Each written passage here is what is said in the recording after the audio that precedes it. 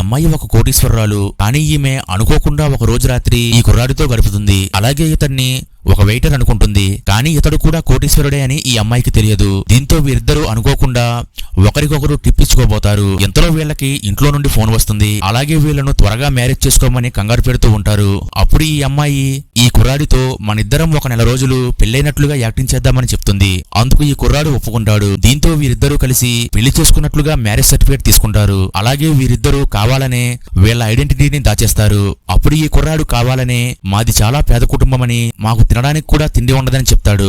అందుకని నన్ను పెళ్లి చేసుకోవడం నీకు ఇష్టమేనా అని అంటాడు. అయితే ముందుగానే ఈ అమ్మాయి ఈ కుర్రాడిని పేదవాడు అనుకుంటుంది. దీంతో ఈ అమ్మాయి నాకేం పర్లేదని, నేను కూడా పేద కుటుంబానికి చెందినదాన్నే అని, మాకు సొంత ఇల్లు కూడా లేదని చెప్తుంది. ఇది వినగానే ఈ కుర్రాడు ఈమె పేద అమ్మాయే కాబట్టే ఇక్కడ పనిచేస్తుందని అనుకుంటాడు. ఆ తరువాత వీరిద్దరూ రెంట్ బైక్స్ పై అక్కడ నుండి వెళ్లాలనుకుంటారు. కానీ వీరిద్దరూ వీటిని ఇప్పుడే చూస్తున్నారు.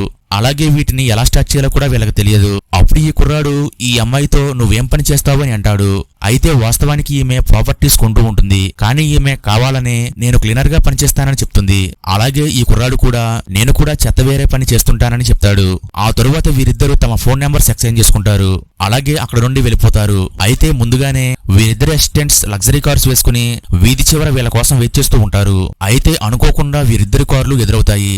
అప్పుడు వీళ్ళు లగ్జరీ కారులో ఉండడం ఒకరినొకరు చూసుకుంటారు. అప్పుడు ఈ అమ్మాయి కారులో నుండి దాక్కుని ఈ కుర్రాడు ఎందుకని లగ్జరీ కారులో వెళ్తున్నాడని అనుకుంటుంది. తర్వాత ఏమైందో తెలియాలంటే వీడియో లైక్ చేసి నెక్స్ట్ పార్ట్ కామెంట్ చేయండి.